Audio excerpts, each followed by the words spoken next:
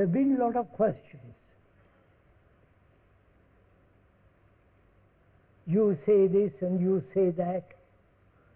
I read your autobiography, and why do you say that? What is your this? And so on. Innumerable questions about all that kind of stuff. But we never apparently ask,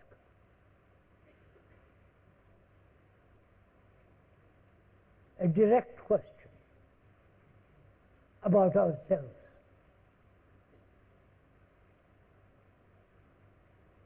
We're always quoting somebody or other, or who is the greatest Mahatma, great avatar, and all that kind of, immature, thoughtless stuff.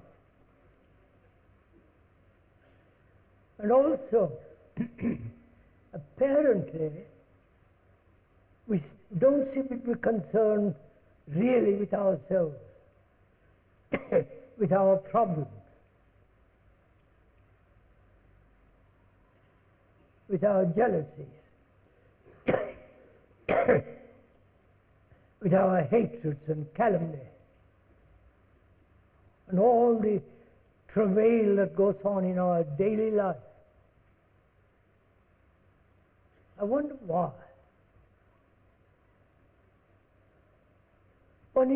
Personally, I'm not interested in what the Buddha or anybody is saying, but I want to know why, the way I'm living, why I'm living this way,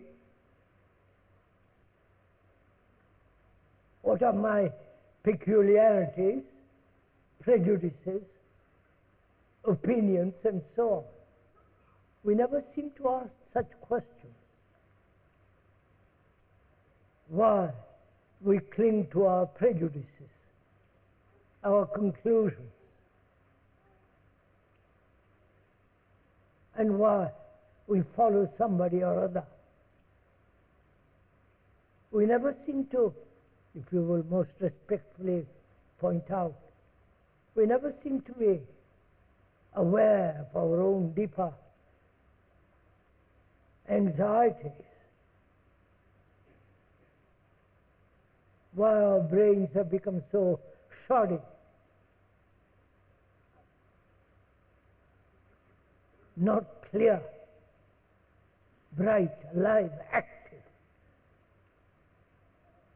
But always, why do you say that?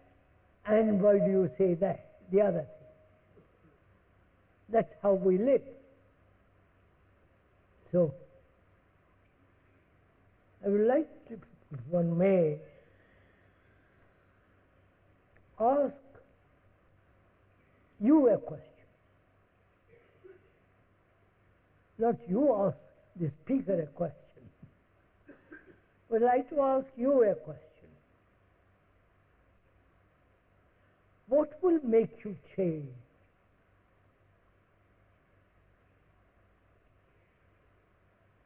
What will make your mind, brain rather, extraordinarily active, alive, free, so that you have an extraordinary view of life, the great complexity of life, not one's own life, the life of nature, the life of the earth, the trees, the ocean, the immense skies, the beauty of the world.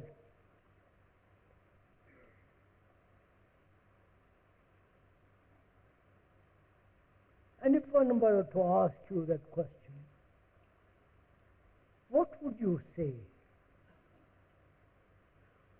Why are we all so, forgive me if I use that word, dull?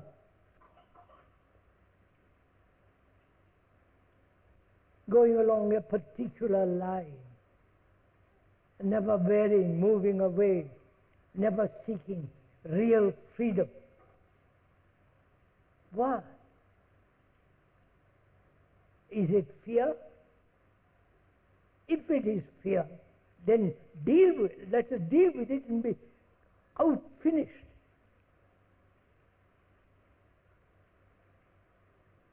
But if you keep on asking, you may point out, why do you say this? What do you mean by that? You know, when you are depending on somebody. So please, today and tomorrow, we have only 2 meetings left, and could we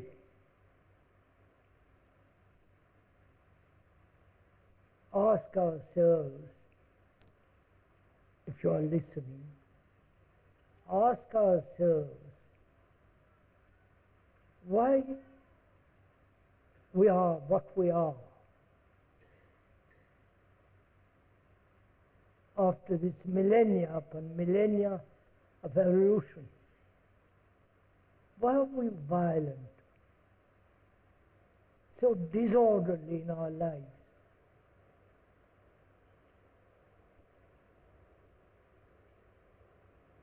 Why do we have this antagonism for another?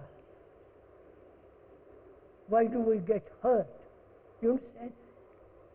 The deeper issues of life.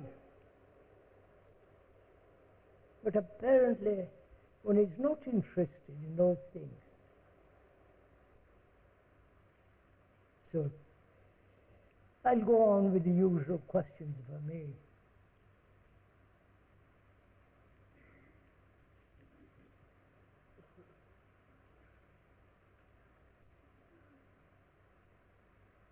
Is there such thing as right education?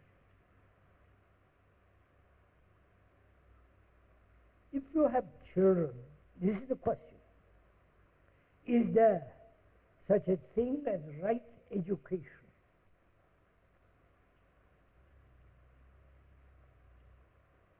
Either a parent has put this question, because he has many children, and knowing what the world is,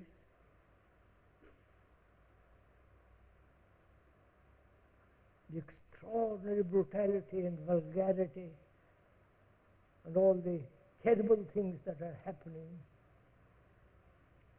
what is their future? A parent would be tremendously concerned if he loved his children, which I doubt very much. If he really loved their children, if he asked such a question, what is right education? And what is one to do with children who are already contaminated, if I can use that word, by other children, by society, by the friends they have, the terrible language children use already. You follow? All this. And naturally a parent concerned not only with his own children, but with the children of the world. Because those children are going to contaminate my son, my daughter. So this is a question which we must very carefully inquire into. Why are we being educated?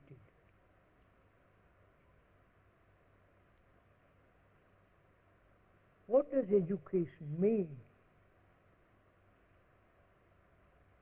The ordinary meaning is to draw out, educare, to draw out. But that's just the dictionary meaning.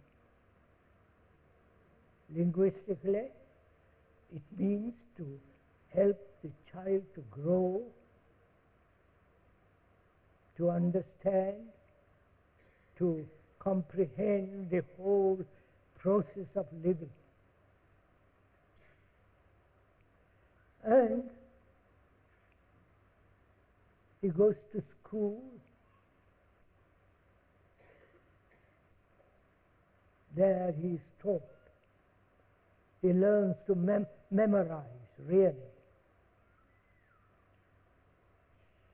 So he gradually builds up a whole structure of memories along a particular line: doctor, engineering, philosophy, psychology, physicists, and so on. And the computers are taking the place of teachers. A computer can teach far better than an ordinary local teacher. On the computer, you're going to have the top teachers in their special subject. So they can learn from the computers. And the computer is becoming more and more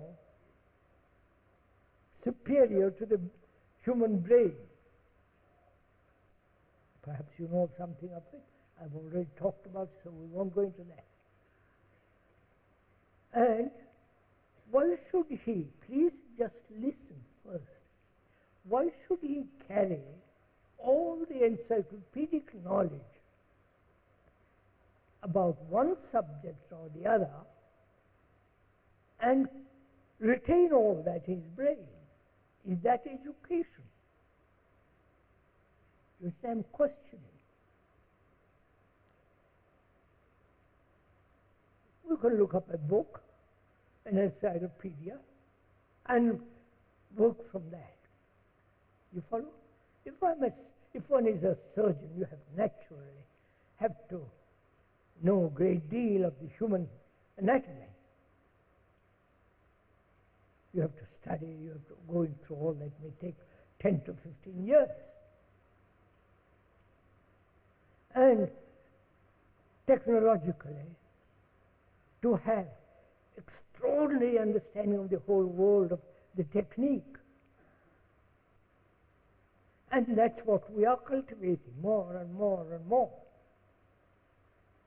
And also, we are neglecting totally the whole psychological world, the whole world of the psyche. Right? This is what is happening. One side, you have an extraordinary development in technology, whether it's science, biochemistry, or genetic engineering, or a top surgeon. Right? You have that extraordinary field, highly cultivated, more and more. And the other side of the human being, which is far more important,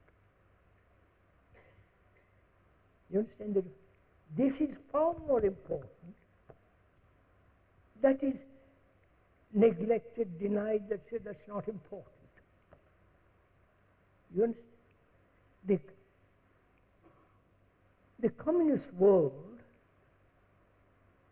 the ideological communists, not that have read Lenin, Marx, or any of that, but we have talked to a great many communists. Are you frightened of that?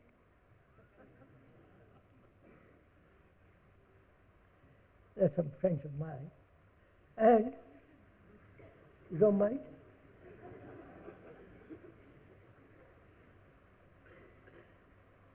They say what matters is not the psyche, but the environment. Change the environment fundamentally, and then you'll change man, which can never take place.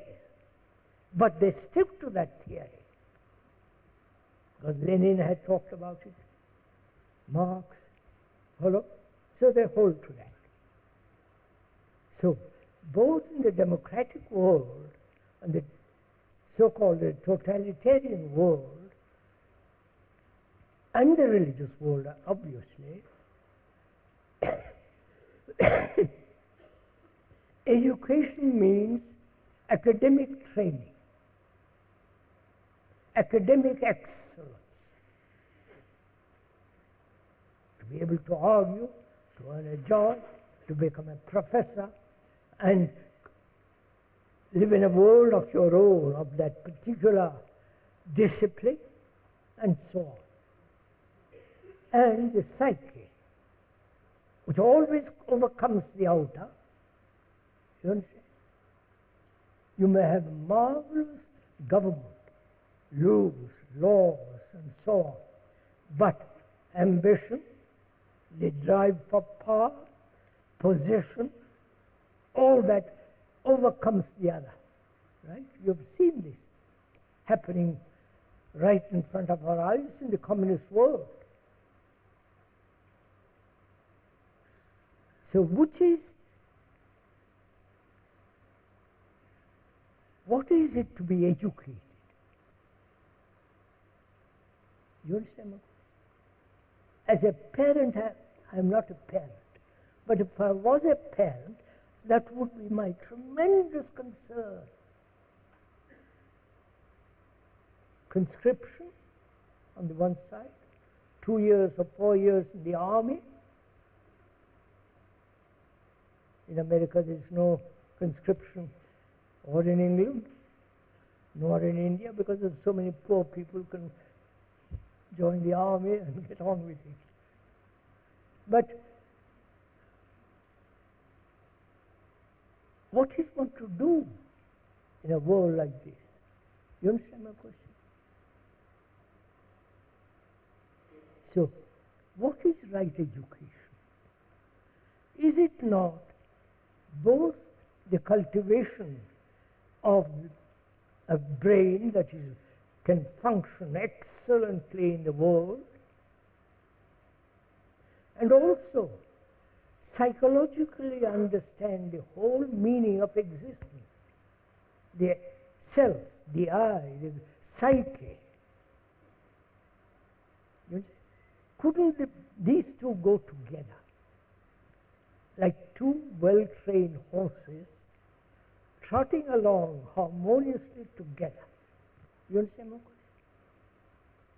And apparently that's one horse is highly developed, the other is still a baby, a fawn. And right education seems to be not only academic training, because you have to have a job. You may have a job only for work 2 hours if the computers become more and more important. You'll have more and more leisure. That's taking place already. And that leisure is going to be used by exploited by the entertaining and structure and industry. More and more that's going to happen. Obviously, you can see it's happening now. So how does one, apart from the academic affair, how does one become a good human being? Right? You are asking this question. I'm not asking this question. I have no children, but I meet hundreds of children all over the world as I go to various schools and so on. It's your children, not mine. You have to listen to this, find out. Not just say, well, some doctor tells me what to do, some psychologist says that I must treat my children that way and this way, and so on, you know.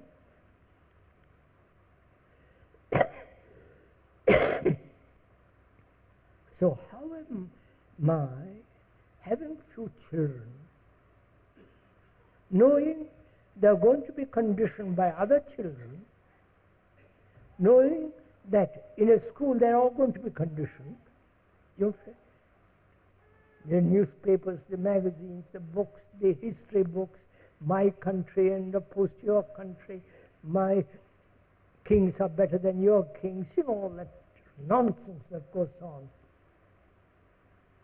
And how am I, as a parent, to bring about a good mind, a good brain, a good human being? The word good has several meanings. It's an old-fashioned word, which is, even though it is old-fashioned, I think it's a good word. How is one to bring about a good human being? My children, I would like them to be good, not sentimental, not romantic, not just having a sloppy brain. What am I to do? You understand my question? You have children, haven't you? No? You mean you have no children?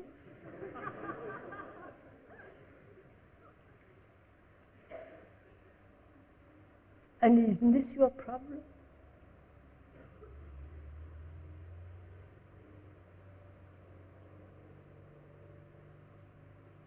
First of all, good means not only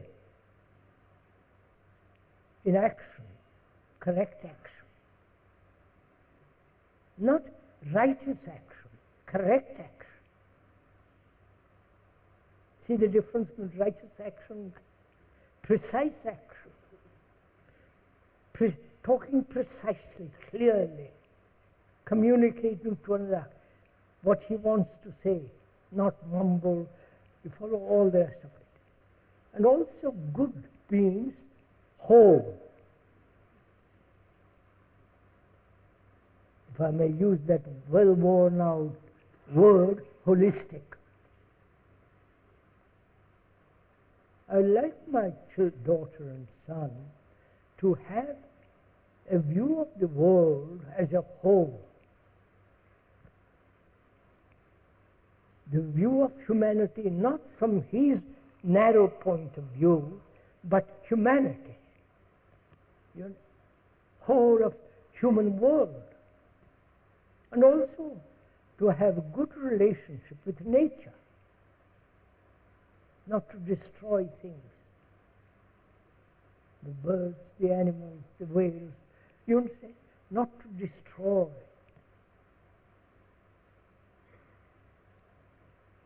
And to have great sense of beauty.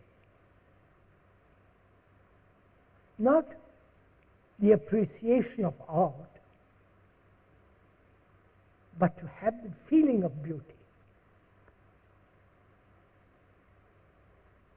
And to have that great sense of affection, love, compassion. These are all just words. Now, how am I, as a parent and therefore a teacher? Teacher is not merely in the school, but also being a parent, I'm a teacher also.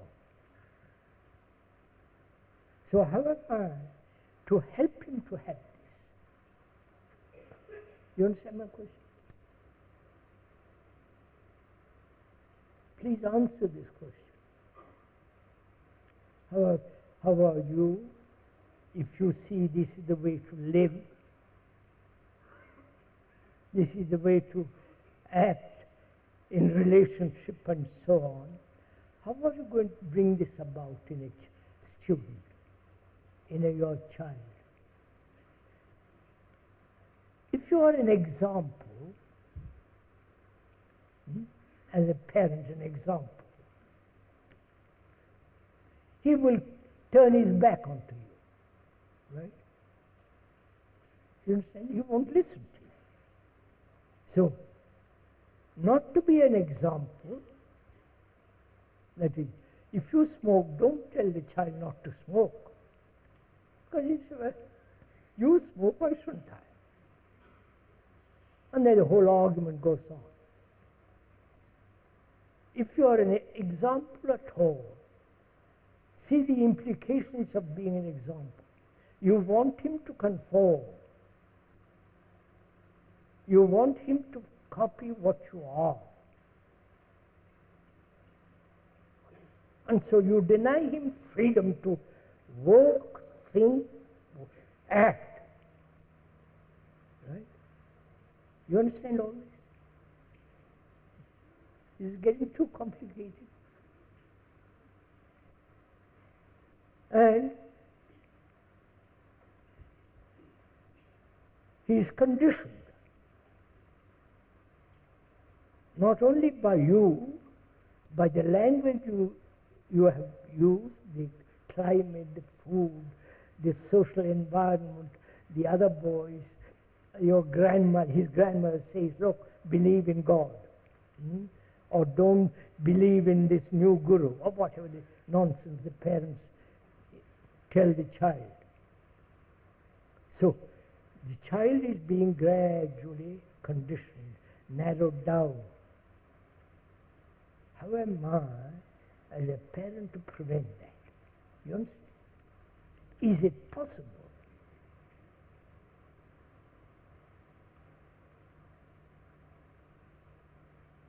Is it possible for me, in talking with my son, I realize I am conditioned. I realize also that he is being conditioned. So, I tell him, look, I am conditioned, you are being conditioned. Let's talk about it. Let's see if we can be free of it. You understand? It's not, I am the parent, I know far more than you do, but rather, in this relationship, there is no superior and inferior, right? In this relationship, I talked to him. I said, I'm also conditioned. I've been brought up as a Catholic, Protestant, Buddhist, whatever the nonsense is. And you are being conditioned. Let's see what it does in the world. I go into it with him. I keep on at it, day after day, in different ways, not to bore him. But the pressure from the outside is much stronger. You understand all this? Tremendously strong. And probably you will succumb to it, as most children do. There are very, very, very few exceptions. And I hope my son will be an exception. But I jolly well also know that it's not going to be. So, it's a constant observation, constant helping, guiding, not guiding, you follow? That can only happen if there is love between us. If he respects me and I respect him. Respect. So I'm asking you, do you respect anybody?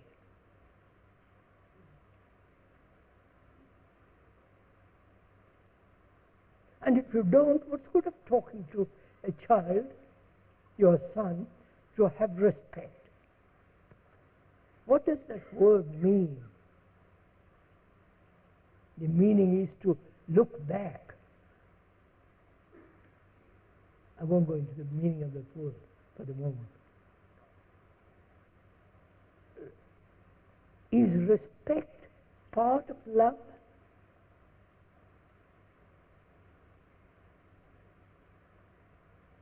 Or if there is love, nothing else matters. You understand? In love there is generosity. There's sympathy, pity. But pity is not love. Sympathy is not love. Right? So, have I loved in my being? When I talk love to him, or is it just a word? You understand what I'm saying? Are you interested in this? Or you want to reach nirvana?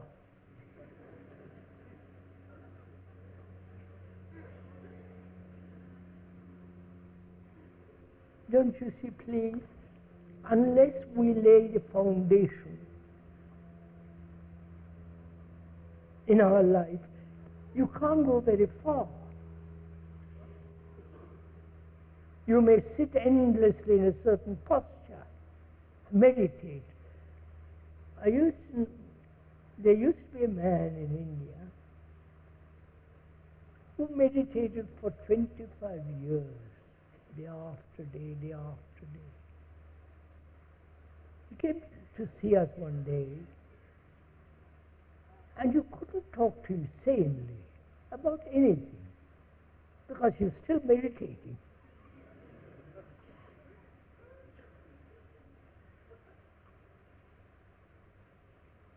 So, do we love anything at all?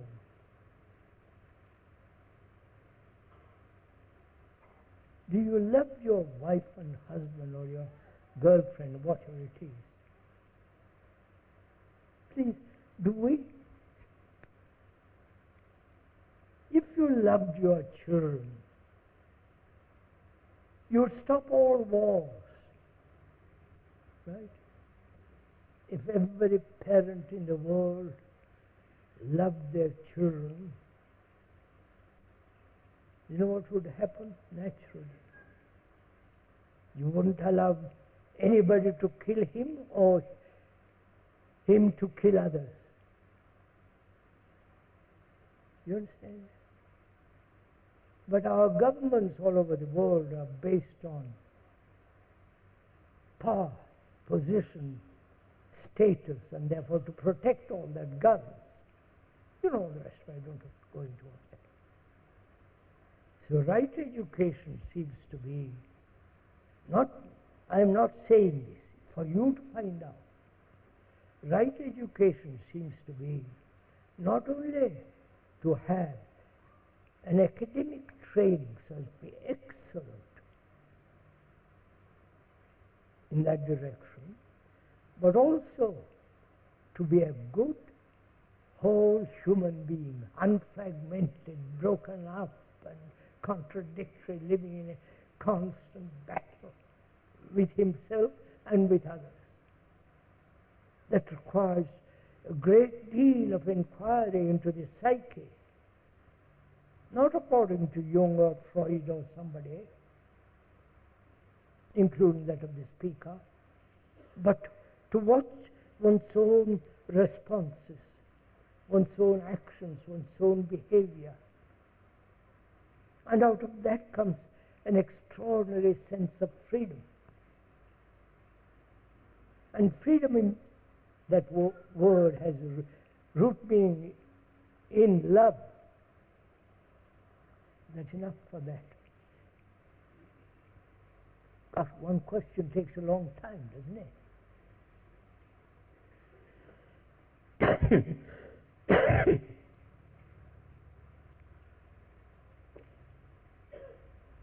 Could we speak about the brain and the mind?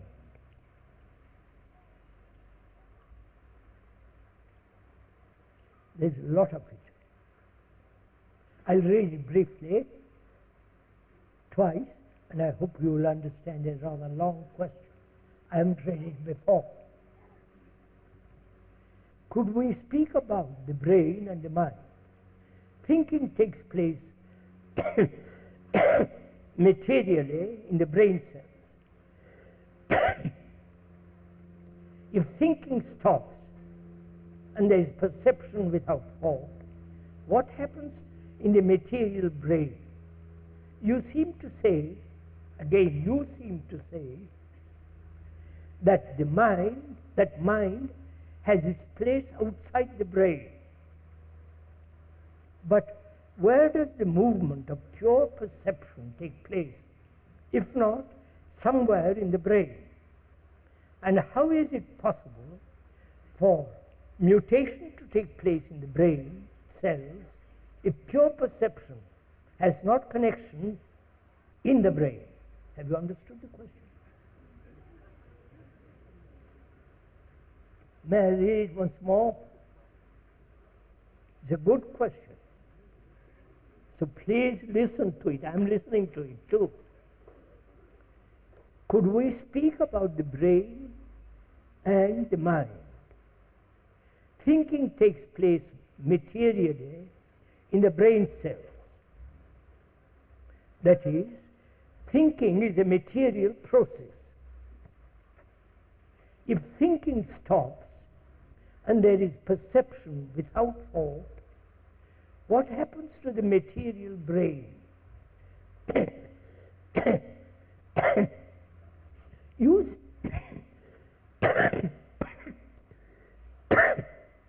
sorry. You seem to say that mind has its place outside the brain.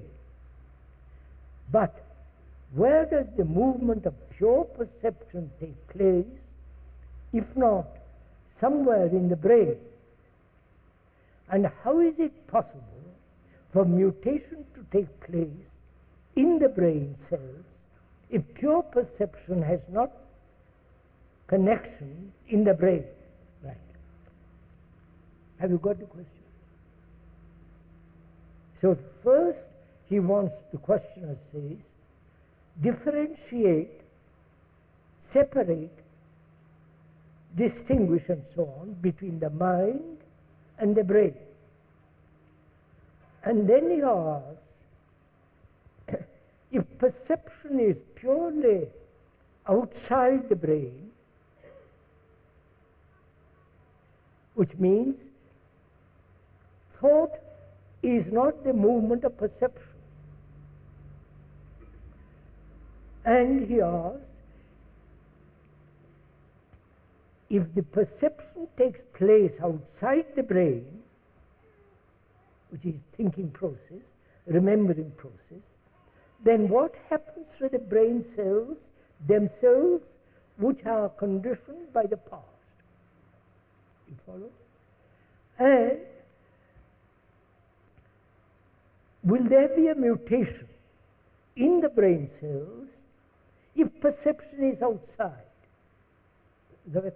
Is this clear? Are you sure it's clear? So let's begin with the brain and the mind. The brain is a material function. It's a muscle, right? Like the heart, it has its, and the brain cells contain all memories. Please, I'm not a brain specialist, nor have I studied the experts, but I've lived a long time now, and I've watched a great deal. Not only the reaction of others, what they say, what they think, what they want to tell me, but also I've watched how the brain reacts. You follow? And so on. I won't go into what my brain is. That's unimportant. I know you would like that, but that's unimportant.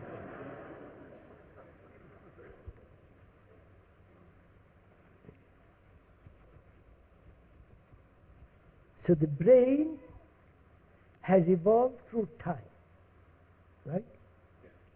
From the most single cell, taking millions and millions of years, till it reached the ape, and go on another million years till it could stand, and so ultimately the human brain. The human brain is contained within the shell, within the skull, right? It's there. But it can go beyond itself, right? You can sit here and think of your country or your home, you're instantly there, right? In thought, you're not physically, you're here, but instantly you're in your home or in your faraway country. The brain has extraordinary capacity, right? Technology, see what it has done. The most extraordinary things they are doing. If you ask some of them, and fortunately or unfortunately, I meet them very often, they tell me all about it. So the brain has extraordinary capacity. That brain has been conditioned, right? That's so. By the limitation of language, not the language itself, but the limitation of language. You understand the difference? I won't go into it. It has been conditioned by the climate it lives,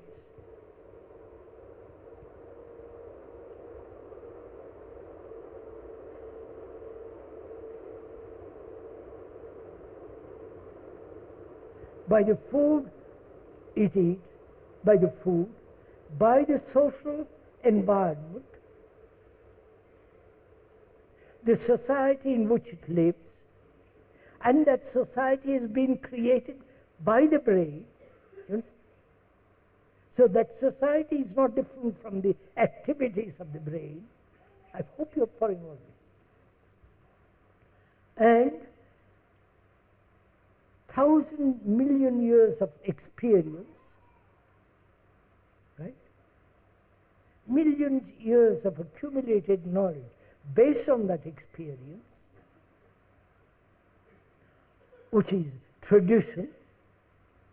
I am British, you are German, he's a Hindu, he's a black man, he's this, he's that.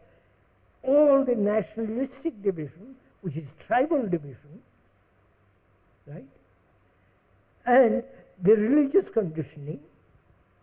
So the brain is conditioned, right? And being conditioned, it is limited. The brain has extraordinary capacity, but it has been made, it has been conditioned and therefore limited, right? It is not limited in the technological world, right? Computers and so on. But it is very, very limited with regard to the psyche. Nobody, people have said, know yourself, from the Greeks, from the ancient Hindus and so on. They study the psyche in another. You understand?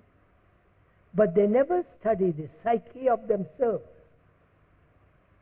The psychologists, the philosophers, the experts, they never study themselves.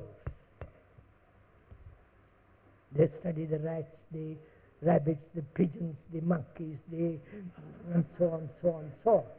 But they never say, I'm going to look at myself. I'm ambitious, I'm greedy, I'm envious, I compete with my neighbor, with my other scientists, I want better. You follow? It's the same psyche that has existed for thousands of years, though technologically you're a marvelous outside person. You understand? So inwardly we are very primitive. Right? So, the brain is limited, primitive, made in the world of the psyche. Now, can that limitation be broken down? You understand my question? Can that limitation, which is the self, the ego, the me, the self-centered concern, can all that be wiped away? Which means the brain then is unconditioned. You understand what I'm saying? Then it has no fear. Now most of us live in fear. Most of us are anxious, frightened of what's going to happen, frightened of death, all the rest of it. Dozen things. Anxious. Can all that be completely be wiped away and be fresh? You understand? So that the brain is free. Then its relationship to the mind is entirely different. The mind, I must here say that we have discussed this matter, not that you must accept it. The speaker has discussed this matter with several scientists, top ones, not the local chaps who are government servants. And they won't go as far as the speaker has gone. They go theoretically. You understand? But actually, you see the difference? That is to see that one has no shadow of the self.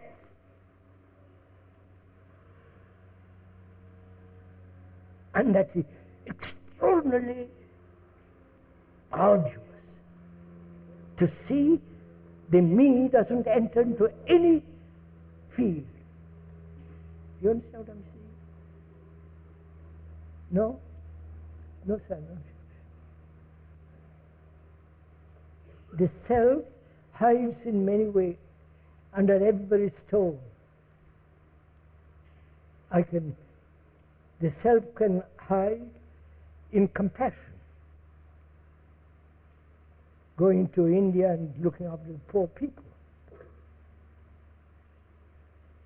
Because the self then is attached to some idea, some faith, to some conclusion, some belief. You understand? Which makes me compassionate because I love Jesus or Christ. And I go up to hell. The self has many, many masks. You understand? The mask of meditation, the mask of achieving the highest,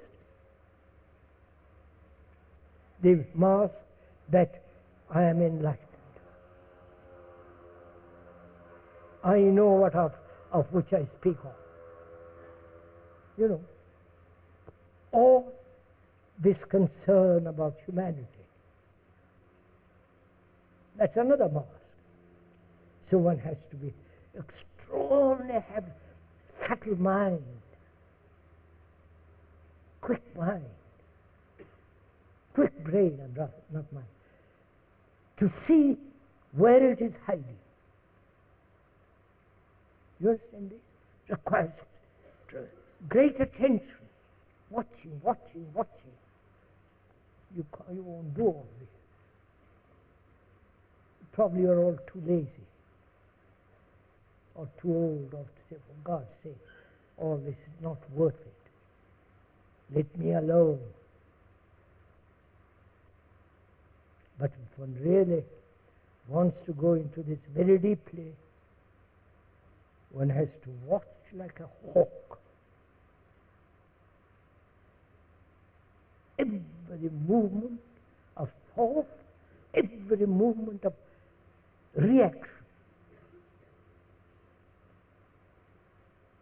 So the brain can be freed from its conditioning.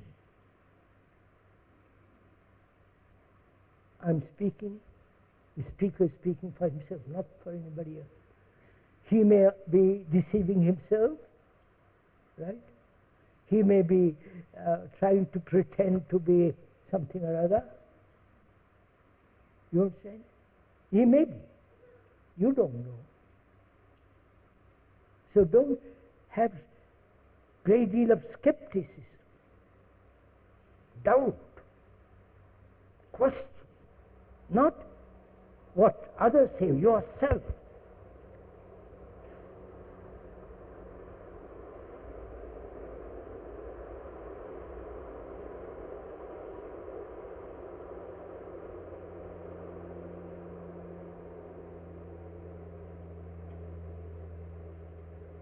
So when there is no conditioning of the brain, it no longer degenerates, right? As you get older and older,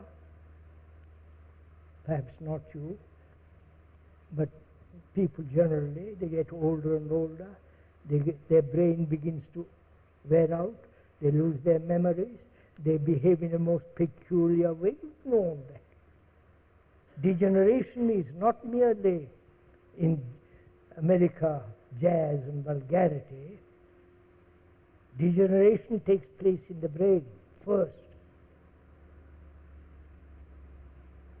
And when the brain is completely free of the self and therefore no longer conditioned, then we can ask, we're now going to ask, not the brain, then what is the mind?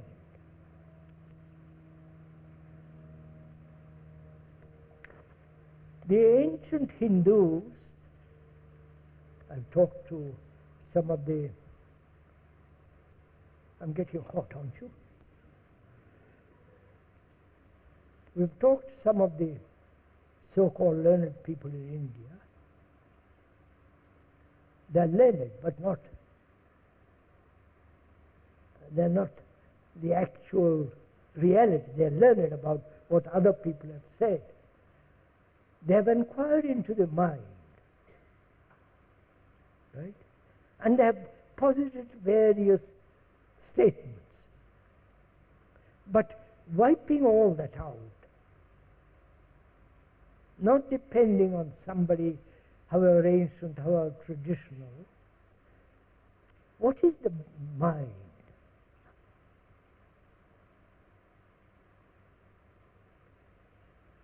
There is, according to Christian theory, Genesis, that man suddenly came into being at 4,500 BC. You know, which seems rather absurd, because at 4,500 BC, the ancient Egyptians invented calendar. You could look it up if you want to see what I'm saying is correct. But that invention must have come after tremendous search, inquiry of generation after generation. So there was a connection between India, Jerusalem, Israel, and Egypt at that time. I won't go into all that, I'm not a historian. So, what is the mind? I said Genesis is disorder, out of chaos, out of that came order. Right? You know. You understand there are two things involved in it. Disorder has its own order. Right? Are we clear on this? Trains don't run punctually. Right? Day late, 2 hours late. If you're in the east, perhaps next day it'll come. The engineer has gone to see his wife on the way and talk to some friends. You know, take it leisurely. But that very leisurely, slack way has its order. It arrives tomorrow instead of today. At least it arrives. That's an order. right? Right? I don't know if you have watched. A cigarette smoke goes straight up, right? In a room where there is no draught, goes straight up, and after reaching a certain point, it goes off. In that going off, there is order. They are inquiring into this. It's not my business now. So, we live in disorder, right? Our brain functions in disorder. Our brain is constantly in conflict, therefore it is disorder. Such a brain cannot understand what the mind is. The mind can only be seen, not my mind or your brain or my brain, the mind. The mind that has created the universe. The mind that has created the cell. So that mind is pure energy and intelligence. You don't have to believe all this. So, that mind, when the brain is free, that mind can has a relationship to the brain. But if the brain is conditioned, it has no relationship. So, intelligence is the essence of that mind, not the intelligence of thought, not the intelligence of disorder, but is pure order, pure intelligence, and therefore it's pure compassion. And that mind has a relationship with the brain when it is free. Right? Now, I must go on. I could go into this, lots more into this, I won't. Aren't you getting tired, or you're listening? Are you listening to yourself, or are you just listening to me? Are you doing both? Then, are you watching your own reactions? How your brain works? That is action, reaction, back and forth, back and forth. Which means you are not listening. You're only listening when this action and reaction stops. Just pure listening. You understand? Are you following this? No, no, come on, sit down. Look, sir. The sea is in constant movement, right? Tide coming in, tide going out. This is its action. And the human beings are also in this action. Action, reaction. That reaction produces another reaction. That reaction in me produces another reaction, and so back and forth. Therefore, when there is that movement back and forth, there is no quietness, naturally. In that quietness, you can hear, right? The truth or the falseness. Not when you're back and forth, right? At least see intellectually, logically. If there is constant movement, you're not listening. How can you listen? But only when there is absolute silence you can listen. Right? See the logic of it. And is it possible to stop this movement back and forth? I say it is possible. The speaker says it's possible when you have studied yourself. When you have gone into yourself very, very deeply, understand yourself, then you can say the movement has really stopped. And the questioner asks,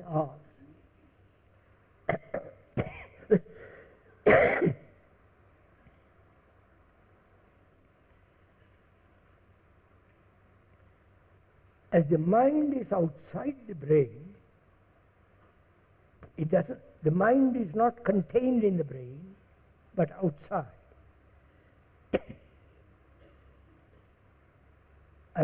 We have discussed this, some scientists, they say yes, perhaps casually to please me, or theoretically they see, but we're talking, the speaker is talking factually for himself, right?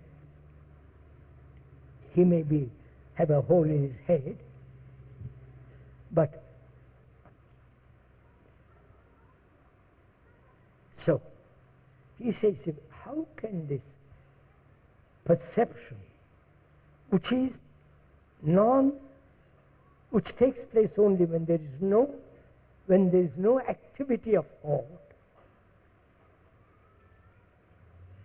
then how does the brain cells, which are a material process, bring about a mutation? That's the question, right?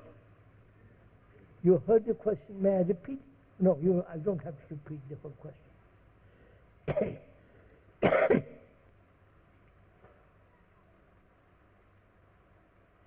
So, look, keep it very simple.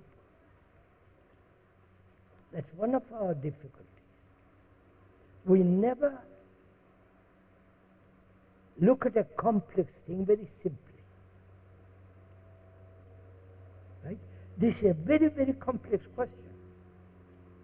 But one must begin very simply to understand something very vast. So, let's begin simply. Traditionally, you have pursued a certain path, right? Religiously, economically, socially, morally, and so on. A certain direction all your life. Suppose I have. You come along and say, look, that way, your way you're going leads nowhere. It'll bring you much more trouble. You'll keep everlastingly killing each other. You'll have tremendous economic difficulties, right? And he gives you logical reasons, examples, and so on. But you say, no, sorry, this is my way of doing things. And you keep going that way. Most people do, right? Most people do, 99% of the people keep that way, including the gurus, including the philosophers, including the newly achieved enlightened people. And you come along and say, look, that's a dangerous path, don't go there. Turn and go in another direction entirely, right? And you convince me, you show me the logic, the reason, the sanity of it. And I turn and go the totally different direction. What has taken place? You understand my question?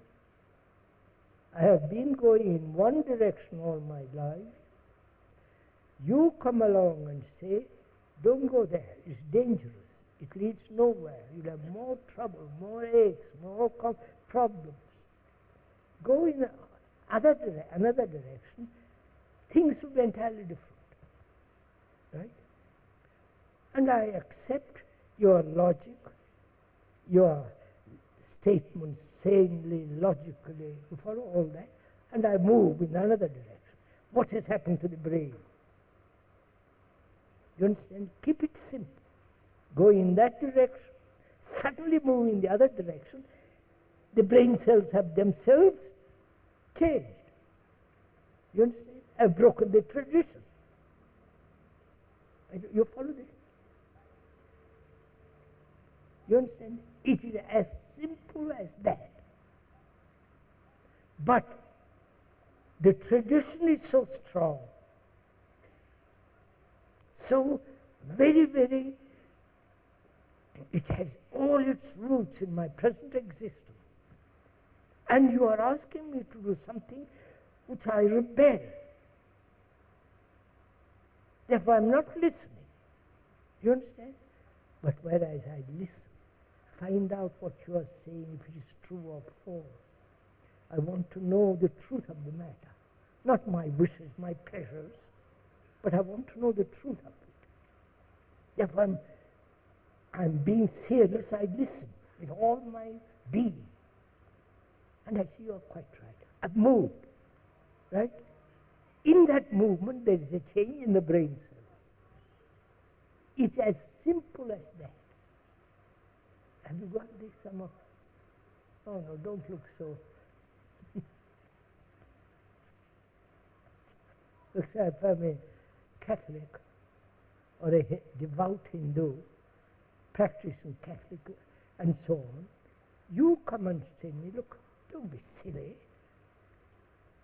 All that's nonsense. They're just tradition, words without much meaning. Though the words have accumulated meaning. You understand? So, you say, point out, and I see what you say is the truth, I move.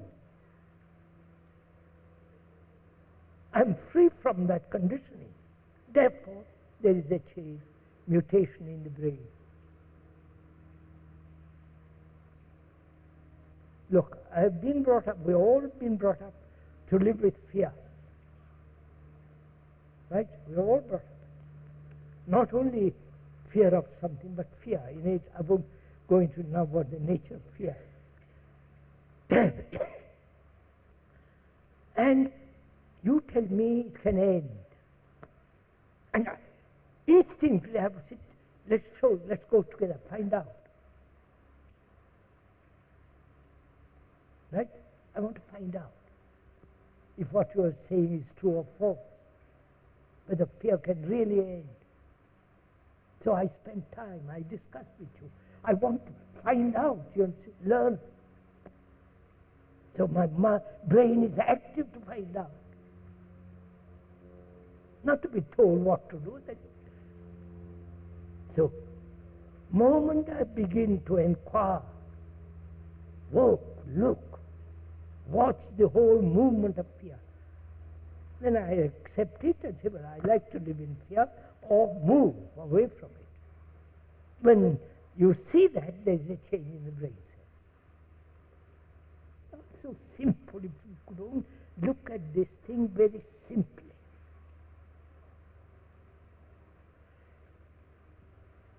There is a mutation, to make it a little more complex,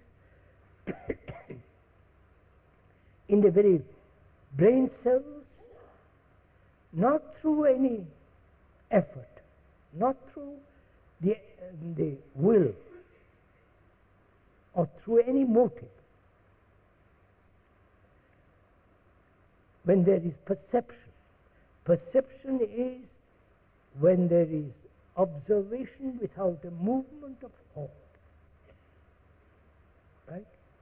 When there is absolute silence of memory, which is thought, which is thought. To look at something without the past. Do it, sir.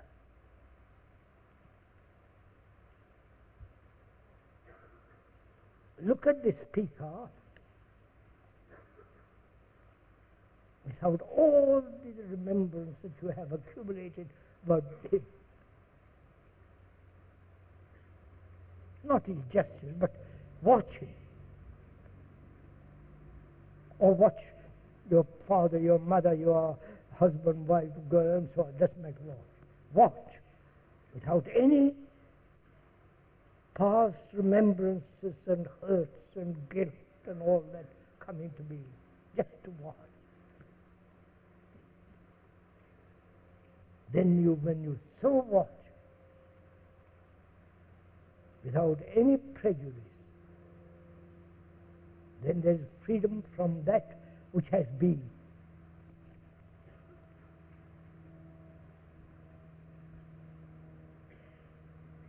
I've got 5 more minutes. Shall I go on with the next question? I'm sure you want me to go on. But you're not active in your... You'll be tired. I once hurt someone very much. Why is the feeling of guilt such a deep, tenuous one that endures in spite of everything? I once hurt someone very much. Why is the feeling of guilt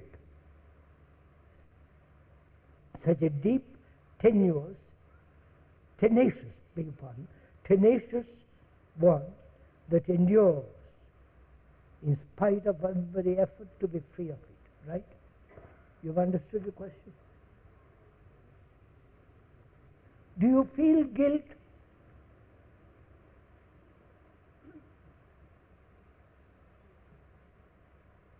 And most of you here have guilty conscience about something or other, right? No? Or we are all pure human beings. So there is guilt. What does that word mean to each one of us?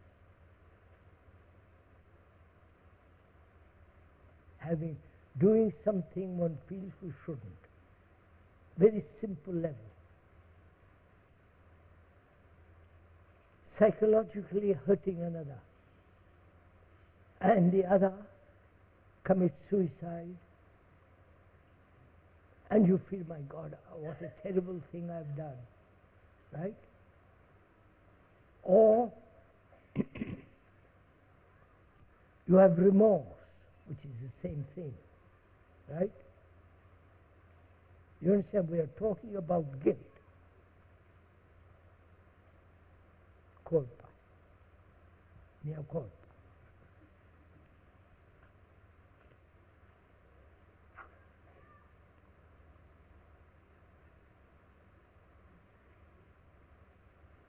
People make you feel guilty. That's one of their tricks. Because then they can do what they like with you. We've been in that position very well, too, all of us. The father, the mother, the big bullies, or somebody bullies you, and you feel you have done something terrible. And then they have you by the neck, blackmailing you. You understand all this? Don't you know all this? And why does one feel guilty?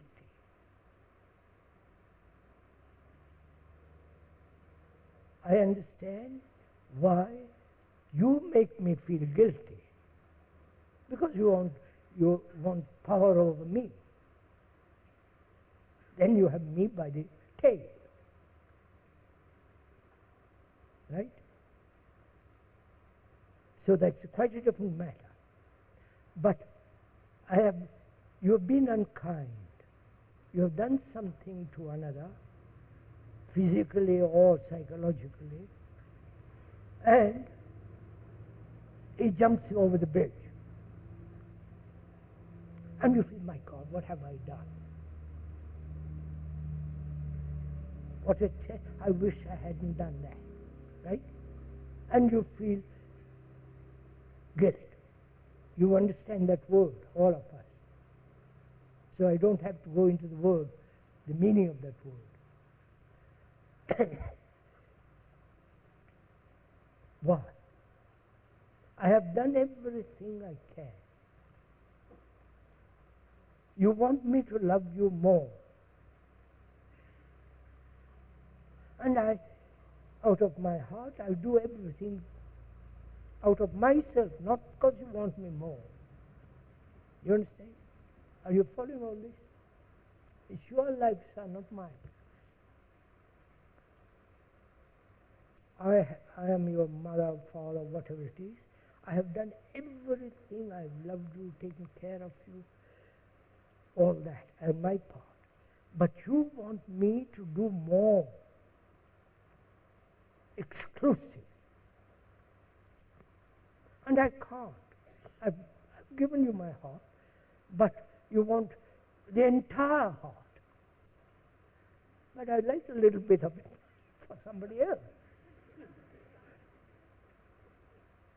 And you get hurt, right? Then you jump or commit suicide, do every kind of horror to hurt me.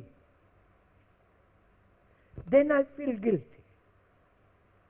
These are cases, these are not. These are, I'm taking an example, this is common. You do it very little or great deal, but this blackmailing goes on. So, nationally they do it, you understand? You hold up the whole government because you're going to fast. You know all the tricks they have played. So, why does one feel guilty?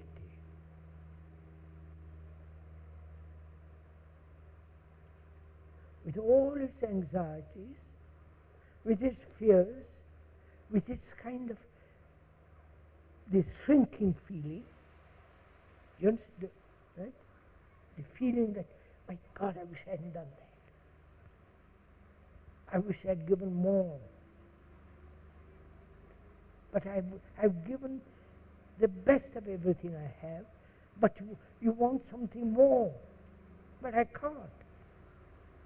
But you want me to feel guilty because I can't give more. And you make me feel more guilty by jumping in the lake or taking a pill and committing suicide. So I'm not going to be blackmailed. You understand?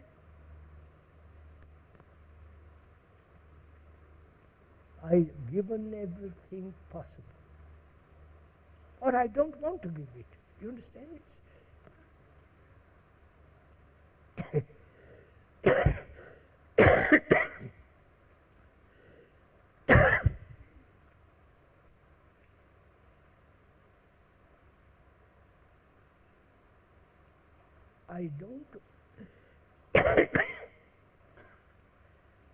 I don't want to feel guilty. Not by your action. But you want me to feel guilty. Then you have me.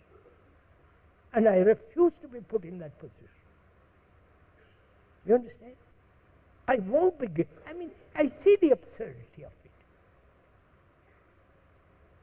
This has been played trick on me. That's a different matter. I see very clearly that I have done everything a human being possible. And you want more. And I can't give more. And it's your affair if you want to kill yourself. Not, I haven't done anything. You understand? Why can't we be sensible about all this?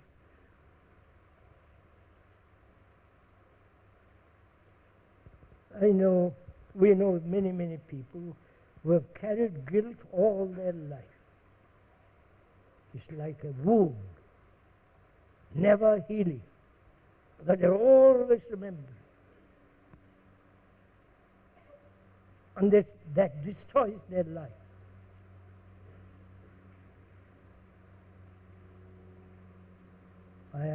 One has done everything possible.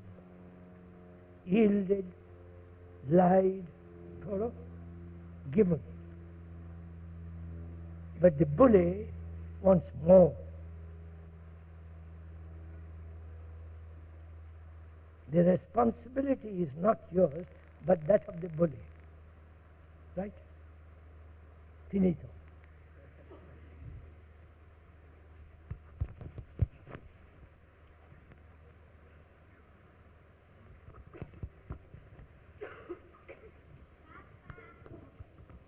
May I get up, please?